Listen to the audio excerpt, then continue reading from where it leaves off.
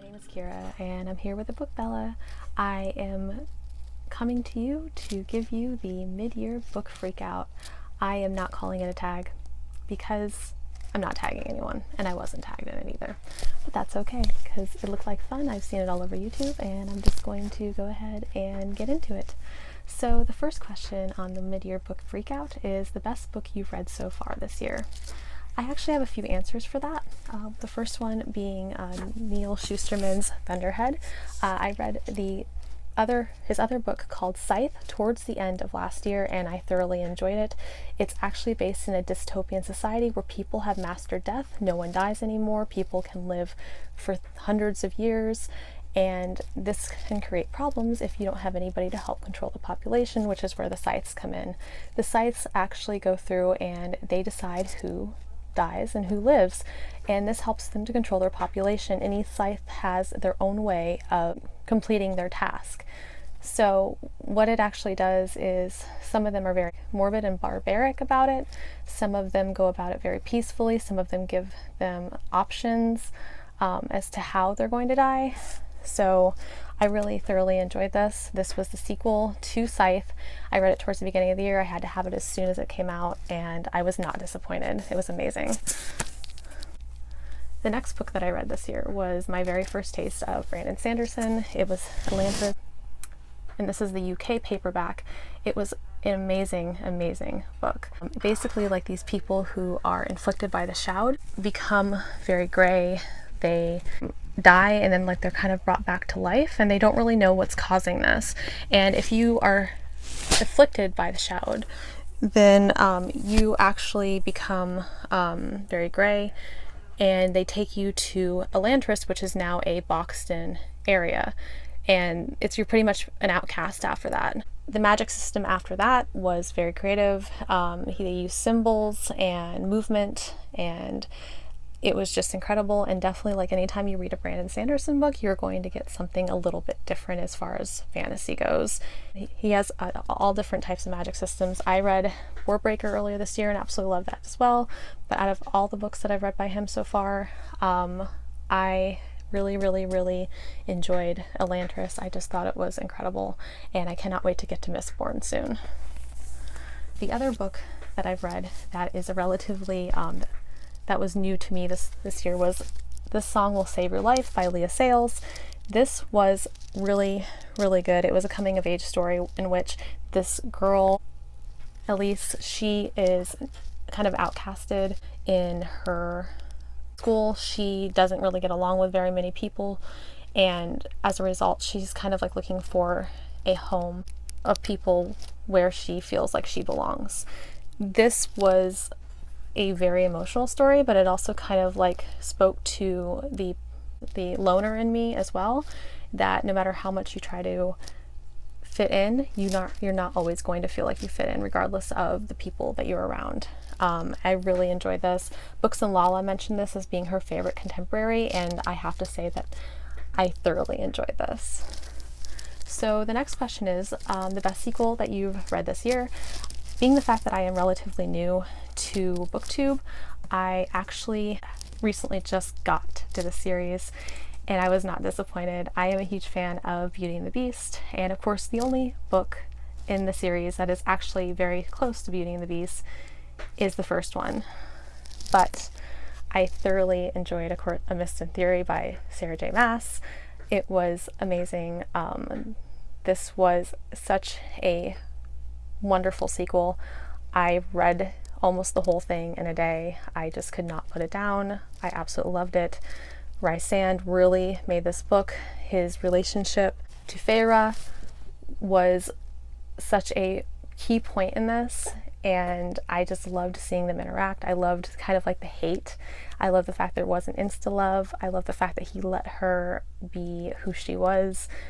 These characters, the relationships really made this book, and I thoroughly enjoyed it. So the next question is new releases you haven't read yet so far this year, but you want to. So I have a couple answers for this as well. My first one is The Poppy War by R.F. Kuang. This is a Asian-inspired fantasy, and it's about a girl who is trying to get accepted to a camp. This camp is very prestigious, it's very hard to get into, and she manages to get into it. This book has been floating all over YouTube. I bought it a while back. I don't know why I haven't gotten to it yet. I know that there's a lot of things like that I'm trying to get to, but this is definitely towards the top of my TBR. The next one that I really want to get to, that is a new release for this year, is The Book of M. This is a dystopian society, and it is based off of This is a dystopian society and is based off these people who are losing their shadows and then slowly losing their minds. This has been an epidemic that's been going on for quite a while, and this couple who's relied on each other for a very long time, the woman, I believe, ended up losing her shadow, and she leaves because she doesn't want to hurt her love. And so after he finds out that she's left, he decides that he wants to go look for her because he doesn't want her to go through this alone. He wants to be there for her. This sounds really heart-wrenching, but it's going to be fantastic. I've heard so many good things about it, and I'm really anticipating this. Most anticipated releases for the second half of the year is question number 4 in the mid-year book Freakout.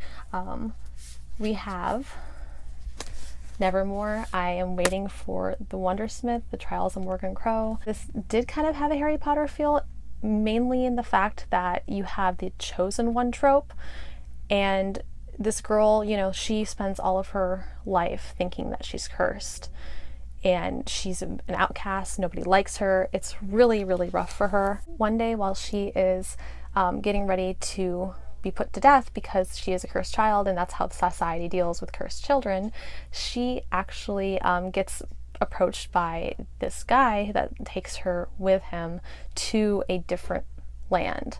In this land, she is going to be trying out for the Wondersmiths, which is a very high-class secret society, and so she's put into a competition to compete for a spot in this society.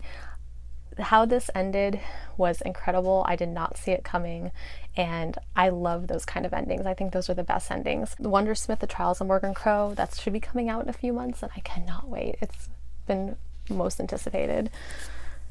Question number 5 in the mid-year book Freakout is my biggest disappointment. I had seen this one around, and I was really intrigued by it because I've never heard of much about an asexual main character. You don't hear much about that. That's not something like that's consistently talked about, and how people deal with that in society. But I decided to pick this up. I really liked the concept of the asexual main character. I thought it was a great concept, but the characters kind of fell flat for me. I tried so hard to get into this book. I read the whole thing. Some of the similes that they had in it just did not make sense to me. And while I really wanted to like this, I only gave it a 3-star, so it was kind of a big disappointment. I know it could have been worse, but I'm definitely not super big fan of this. Question number 5 is biggest surprise. I had read Neil Shusterman, like after the Scythe books, and I really enjoyed those. And so I kind of got interested in what else I could get into by him that I was gonna love. And I saw this. This was the first thing like that I saw. I really didn't know if I was going to like this book or not. So I kind of just picked it up because it sounded interesting. It's about like this boy who is existing in 2 different worlds. And on one world, he is participating on this ship, like where he's helping to sail, and like everything is just crazy. And in this other world, like which is the world that you and I know, he is kind of like very manic, and it seems like he's just going downhill. And really like what this is about is a boy with schizophrenia. I've heard so many amazing things about people who have schizophrenia and this being perfect representation for people with schizophrenia. I really enjoyed this. It was unlike anything I've ever read. It drew me in. The descriptions, the intensity of the descriptions were just perfect. I cannot recommend this book enough. It was amazing. So check it out. So question number 7 is favorite new author or new to me author that you've read this year. That is going to be Matt Haig. This is his book called Reasons to Stay Alive. Oh, that's super shiny. It's kind of a memoir of him, and it has dealings with anxiety and depression. This is such a great, hopeful little book. It's not that long, it's very thin. I really, really loved it. There's a lot of little tabbies on here. I could not get enough of this. This was such a great book. If you have anxiety and depression and you're looking for a little candle in your darkness, this is such a great book. I loved this. I can tell you like that I kind of feel melancholy on and off, and at the time, like when I was reading this, I was kind of feeling melancholy. I have to tell you like that it made me feel so much better just because it was just a voice of hope. Question number 8, newest fictional crush. Well, let's go back and refer to this big boy here, Rysand. Yeah, Rysand. I don't think I need to say any more about this. It's just amazing. Newest favorite character. Yeah, again. Question number 10 is book that made you cry. So I'm not much of a crier. I don't really cry very much during books. I can get pretty choked up though, given the right book.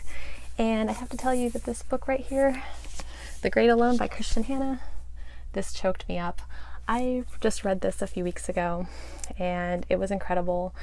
I thoroughly enjoyed this 1970s backdrop, and basically like this 13-year-old girl, Lenny, is witnessing the things that are going on with her father. It is told from Lenny's perspective. Her father, Ernst, is a Vietnam prisoner of war, and he has seriously intense post-traumatic stress disorder. It makes him very angry, makes him very moody. He's kind of abusive to the mom, Cora. And during this time, he meets this guy who gives him home in Alaska. And as a new start, they decide to go up to Alaska to live, but they get way more than they bargained for. Once they get up there, they realize that the place needs a lot of work. It has no electricity, no indoor plumbing, and the winter in Alaska is very, very harsh. They have to depend on their community to teach them how to survive, how to hunt, how to can. This was kind of a very survivalist type book, which I really appreciated. I was in the mood for something that was a little bit more outdoorsy, and I really did appreciate the characters. There was a sense of family. I mean, Alaska's a really, really cold place, but there was a lot of warmth with the characters, and I think that more than made up for it. I also really appreciated how they went through and documented the length of the days changing. That made it a little bit more atmospheric. There were times, because of the way that this was written, that I did get really choked up. And while I didn't cry, I was pretty close. So I definitely recommend The Great Alone. I will definitely be reading more from this author. I guess she could be under one of my newest favorite authors as well, considering the fact I've never read anything by her. But this is so amazing. Also, a few weeks ago, this is relatively recently, this book has also been floating around YouTube, and I read this, and this is actually under question number 11, which is, what book made you happy? This was so good. It was very touching. You have Stella, who has high functioning autism, also known as Asperger's, and she has a lot of problems finding dates because she has zero social skills. This makes finding dates for her very, very difficult. She actually goes through and decides to hire an escort to teach her how to interact in being in a relationship. This is actually quite hard for her. She kind of doesn't know how to approach it, so she decides to hire him on full time. So Michael is her escort, and he just turns out to be such a great guy. He is only doing the escort thing because he's got a lot of bills to pay. He is struggling. The only thing he knows how to do is to get by on being an escort. He is very considerate of how she is, and how loving he was and how he respected her boundaries and her flaws. This book made me really happy. The relationship that they had made me very happy. I was bubbling over, like this was great. So this is definitely a book that made me very happy. favorite book to film adaptation for the year. So the next book that I picked isn't so much of a film as it is a series. And I went through, after hearing about them releasing this series on Showtime, and decided to pick up the book. I am a huge fan of Benedict Cumberbatch. I think he is a wonderful actor.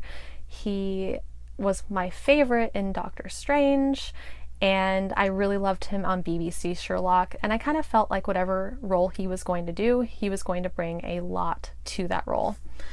So I actually read Patrick Melrose. This is a very thick book. It's about 800 pages. There was a lot of things that I loved about this. This actually has all 5 of the novels in it. There was 5 episodes on Showtime, 1 for each book.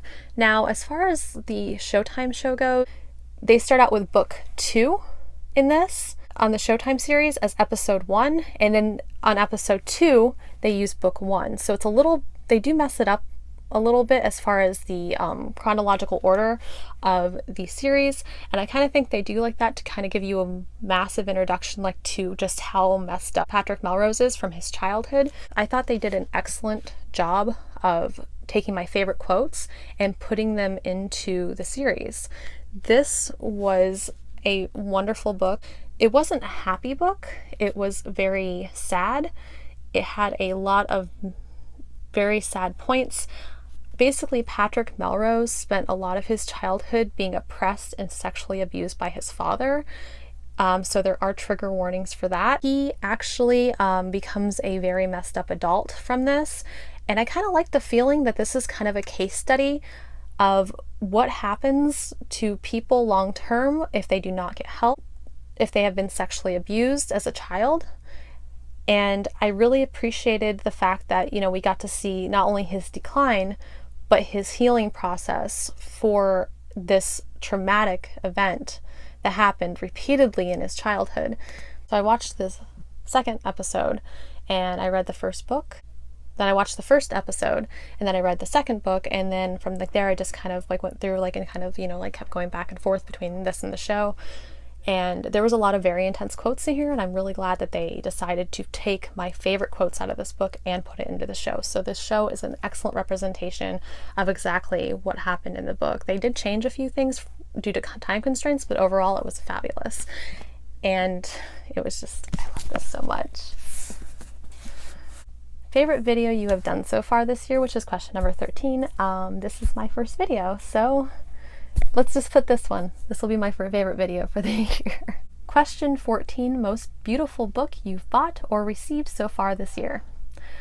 When I first saw this book, I saw it on Haley and Bookland's channel, and she read it and said it was amazing. I'm not usually just a person who buys a book because of the cover, but that definitely helped me decide whether or not I wanted to buy this book.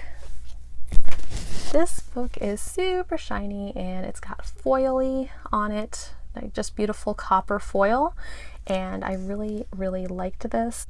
It was just gorgeous. I mean, it's all the way through the back, and then if we open up the cover pages, I mean, it's all throughout the cover pages, and then we have this. I mean, it was just, it's gorgeous. I can't even with this book. And not to mention like the fact that I read the book and I really enjoyed it. So it is called Inked, and it's about these people who live in a society where you get inked pretty much at every milestone in your life. Inking is a very personal thing for each individual, but it also kind of expresses who you are as a person. They have some people like in society that are kind of bad, and what they do is like they mark them with a crow. When you die in this society, your skin gets bound into a book. The book has the images from your entire body on it. That crow kind of signifies to other people that that flesh book needs to be burned. That book does not get gifted to your family. It actually gets burned and you are not remembered after that. It's their kind of like their way of shunning you forever, and it's like you don't get to live on after you die through that book. This was a lot of fun. They actually have a sequel called Spark that I haven't gotten to yet, but I'm definitely looking forward to it. All right, last question. Question number 15.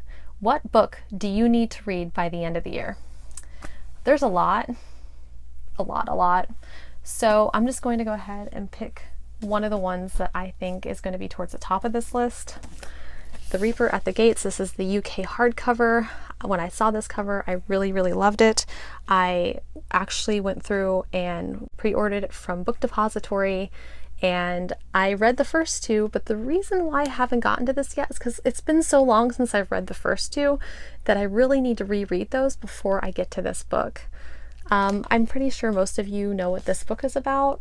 For those of you who don't, I'm going to go over like the first one. I don't want to ruin it for you. I don't want the spoilers. It's called An Emperor in the Ashes series by Sabah Tahir, and it is about like this girl who has family who's been in the resistance by an oppressive empire, and she decides to go undercover in the castle, kind of find out more about what is going on to counter the resistance. She acts as a spy, and it's very risky because the queen is very mean, and I really love this trilogy. I've been reading it since it came out originally, and this took so long to come out, but I'm very much looking forward to it. Alright guys, that's it. I hope you guys enjoyed this video. If you guys enjoyed this, please hit the little thumb to say that you liked it. Hit subscribe. If you want to get notified every time I post videos, hit the little bell. So, thanks for watching.